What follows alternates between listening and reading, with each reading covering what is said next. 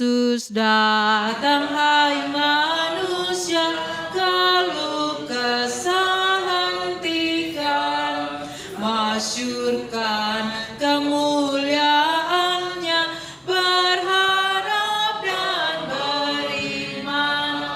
Kristus datang, datanglah Raja Damai, datanglah Raja Damai. Mari kita berdoa. Bapa di sorga, kami datang ke tempat ini dengan satu kerinduan, Engkau akan berbicara kepada masing-masing kami. Kiranya roh Tuhan senantiasa memenuhi hati kami untuk kami mengenal segenap kehendak Tuhan dalam kehidupan kami. Dalam nama Yesus kami berdoa. Amin. Selamat pagi kepada kita semua.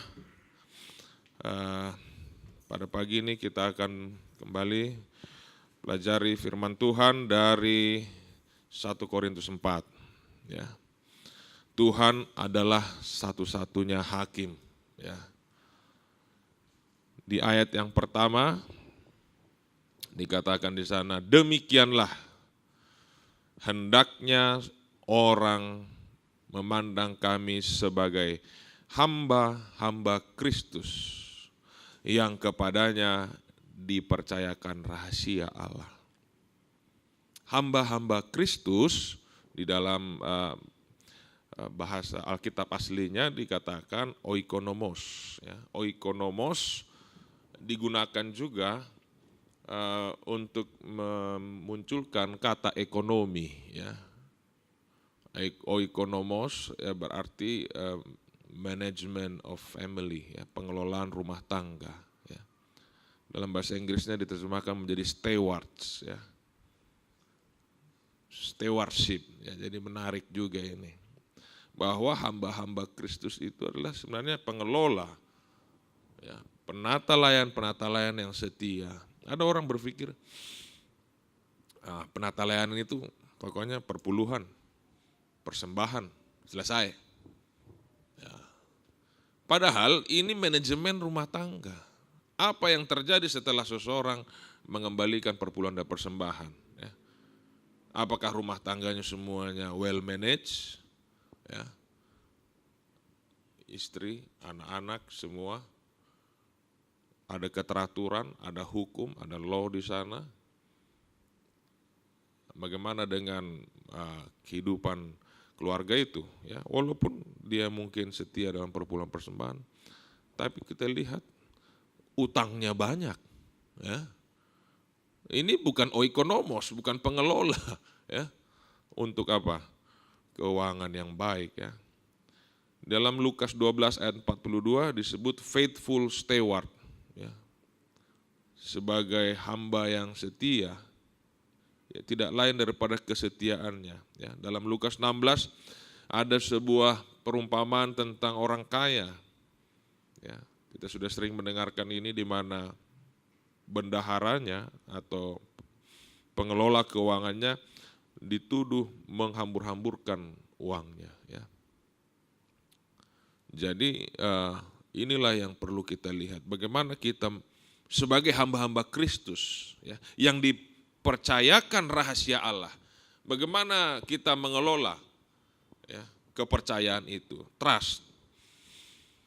Ya. Trust itu tidak bisa dibuat-buat. Ya.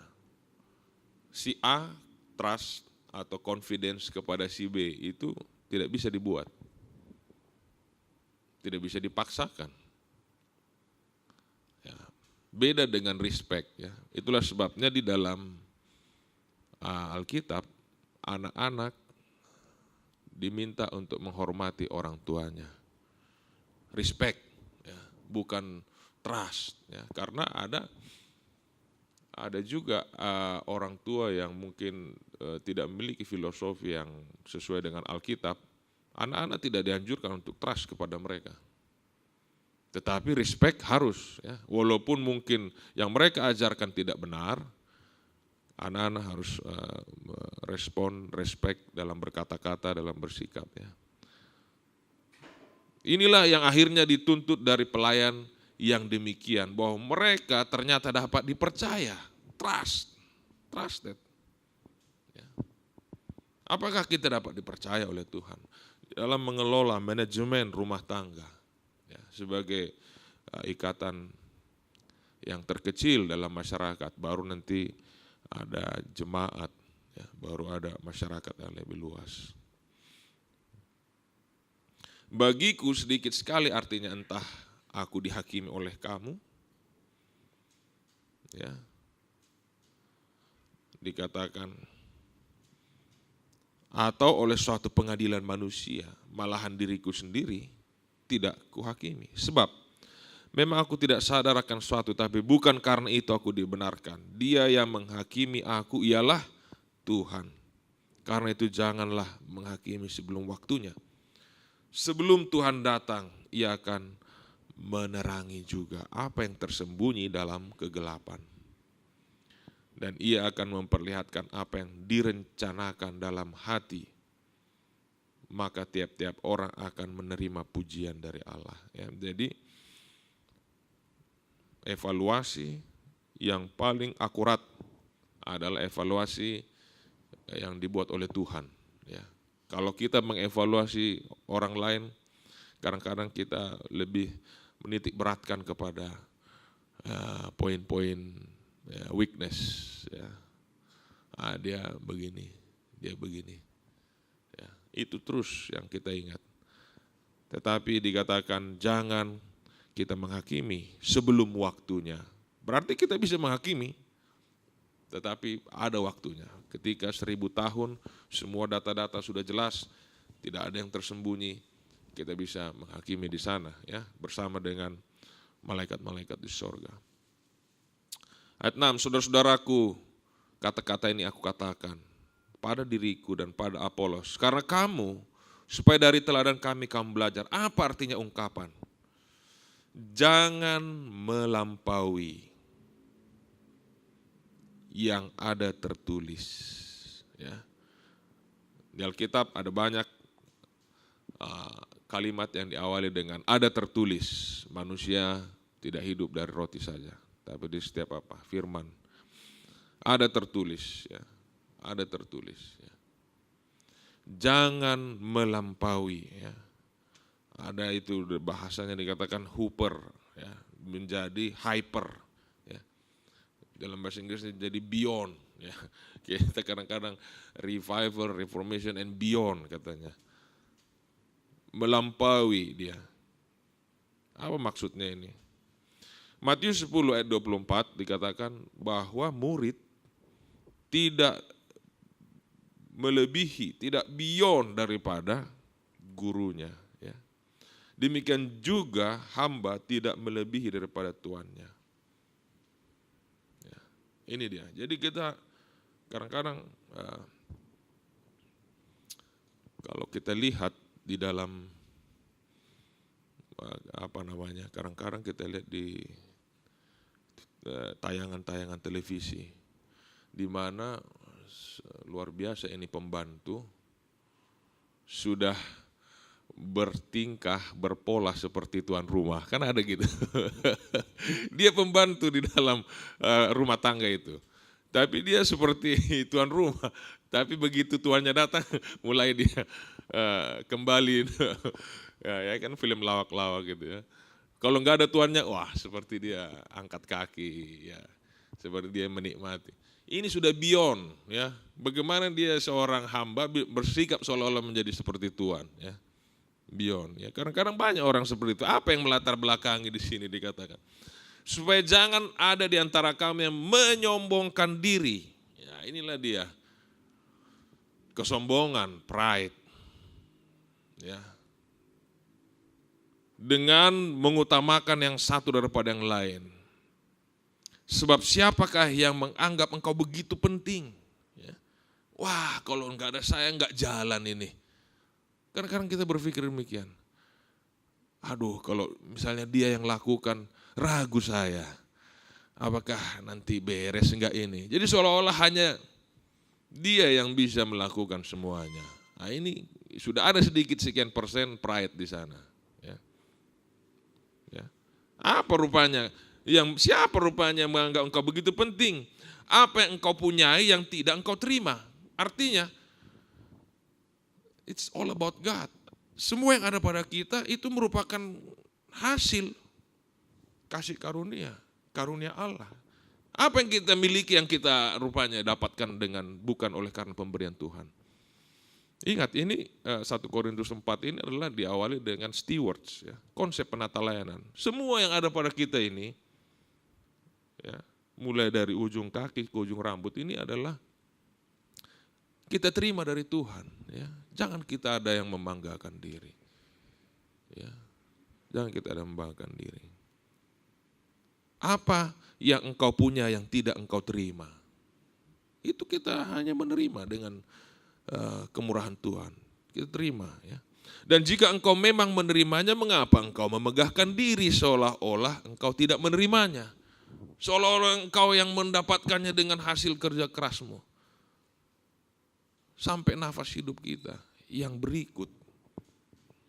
Our next breath is depend upon God. Ya.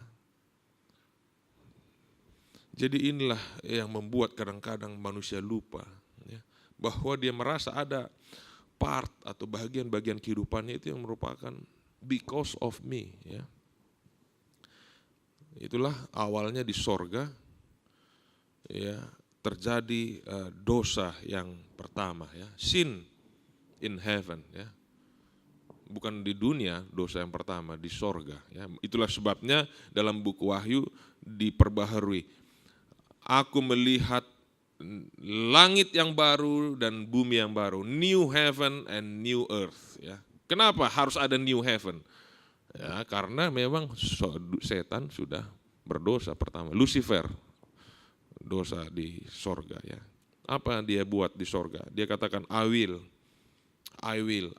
ya. Saya akan naik, saya akan menyamai kedudukan Allah, saya akan bertahta di sana, ya. I will. Dan kalau kita perhatikan kata I itu ada di tengah-tengah, nah, huruf I ada di tengah-tengah pride dan ada di tengah-tengah sin, ya. Dua-dua itu I, ya. Tetapi Rasul Paulus katakan, it's no longer I that liveth, but Christ that liveth in me. Ya. Orang yang sudah sembuh dari penyakit kesombongan, barulah dia bisa menjadi penata layan yang setia. Dia menyadari everything, segala sesuatu ini saya hanya terima, dipercayakan, entrusted, ya, oleh Tuhan. Di dalam Matius 2 ayat 5 dikatakan, ini mengenai nubuatan bahwa Yesus akan lahir di Bethlehem, Efrata, tanah Yudea.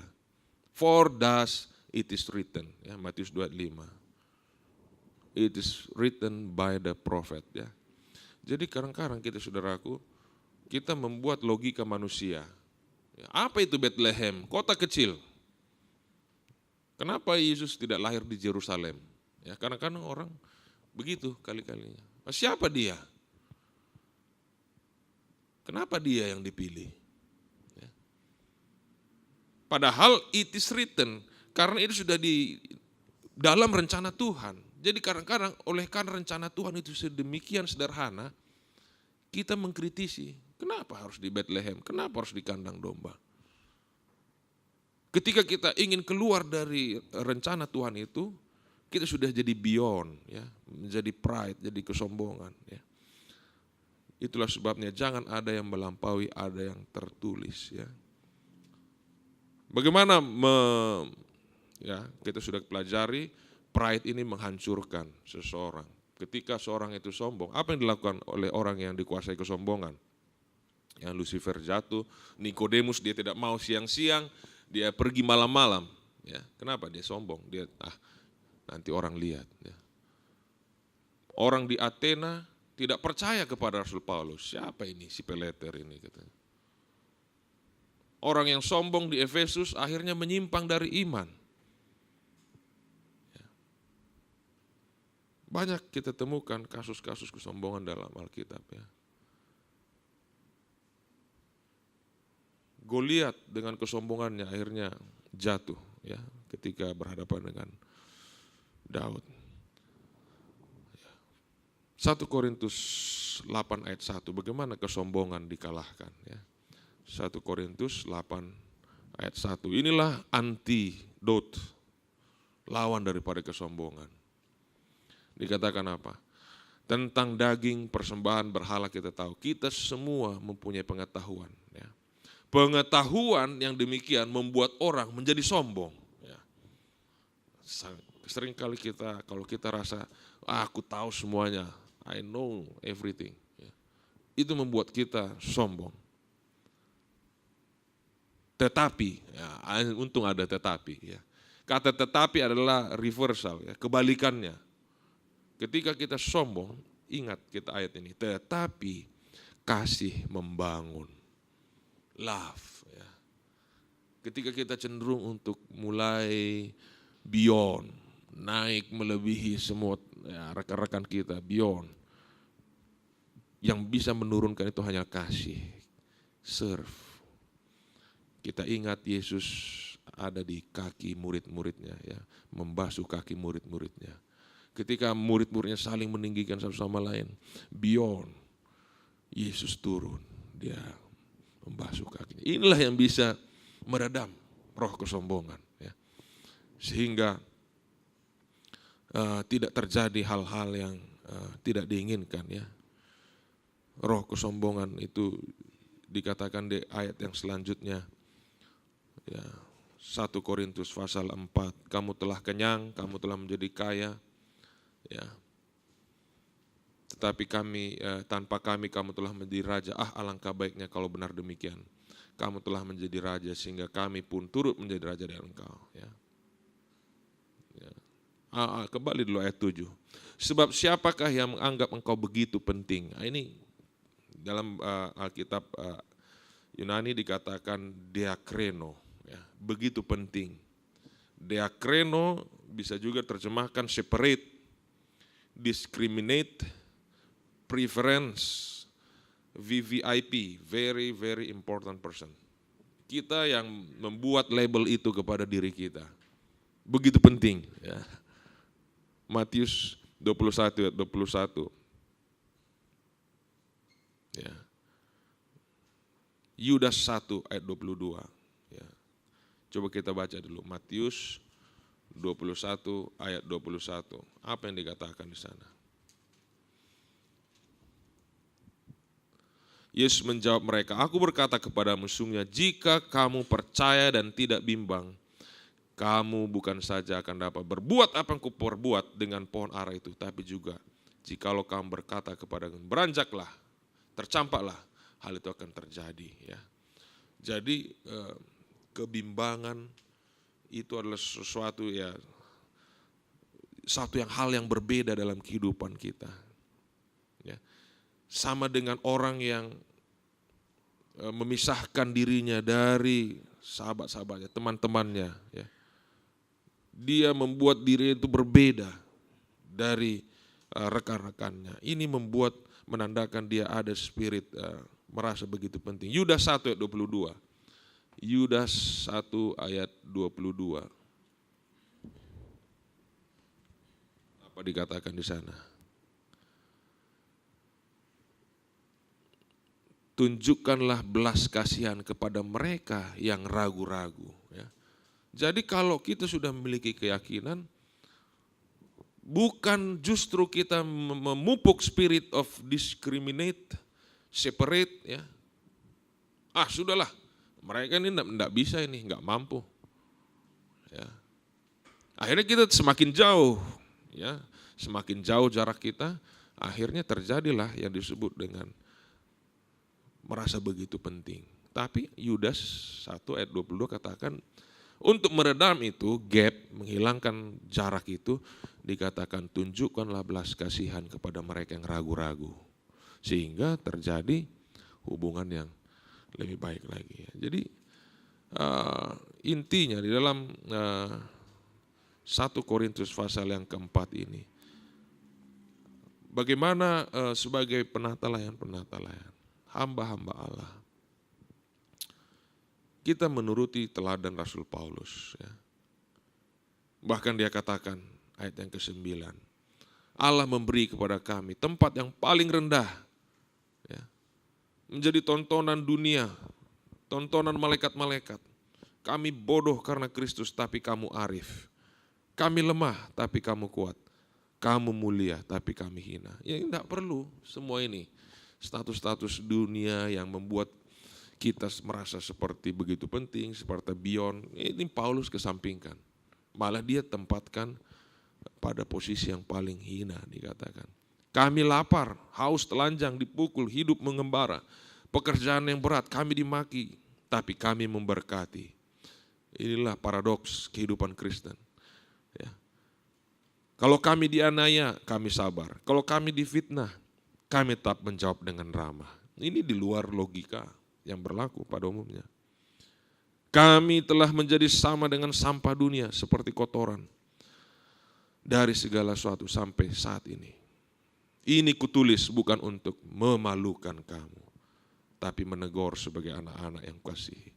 Sebab sekalipun kamu punya beribu-ribu pendidik, kamu punya banyak bapa, kamu tidak mempunyai banyak bapa. Karena akulah yang di dalam Kristus telah menjadi bapamu oleh Injil yang kuberitakan. Sebab itu aku menasihatkan kamu, turutilah teladanku. Ya, itulah sebabnya aku kirim Timotius, anakku yang kekasih. Ia akan memperingatkan kamu akan hidup yang kuturut dalam Kristus. Seperti yang kuajarkan. Tetapi ada beberapa yang menjadi sombong. Ini kembali sombong lagi ya. Jadi ini masalah kesombongan ini, 1 Korintus 4 ini. Karena mereka menyangka bahwa aku tidak akan datang lagi kepadamu. Tapi aku akan segera datang kepadamu kalau Tuhan menghendakinya. Maka aku akan tahu bukan tentang perkataan orang yang sombong, tapi tentang kekuatan mereka. Sebab kerajaan Allah bukan terdiri dari perkataan, tapi dari kuasa. Apa yang kamu kehendaki? Haruskah aku datang kepadamu dengan cambuk, dengan kasih, dengan hati yang lemah lembut? Ya. Emang ya itulah sebagai tantangan bagi kita sebagai manusia yang memang cenderungan untuk ke sana. Ya. Apa yang bisa diperbuat oleh kesombongan kepada seorang Herodes ketika orang mengeluh-elukan dia, oh dia bicara seperti Allah, suaranya seperti suara Allah. Makin dia tidak memberi kemuliaan kepada Allah, makin dia melambung. Malaikat Tuhan disuruh menampar dia, habis. Langsung ya, binasa pada saat itu, saudaraku. Jadi kalau kesombongan bisa merubah hati seorang malaikat yang suci di dalam kerajaan sorga, di satu lingkungan yang suci, dan akhirnya menjatuhkan dia, betapa bahaya yang sama masih dapat menjatuhkan kita, apalagi di dunia ini dengan satu lingkungan yang sudah berdosa. Ya. Itulah sebabnya firman Tuhan pada pagi ini menasihatkan kita ya, untuk kita mengingat kembali bahwa segala yang ada pada kita yang adalah kita terima daripada Tuhan. Don't go beyond. Jangan kita berpikir melebihi daripada apa yang tertulis, sehingga kita bisa menjadi penata layan yang setia, ya. Hamba-hamba Tuhan, stewards of God. Kiranya Tuhan memberkati.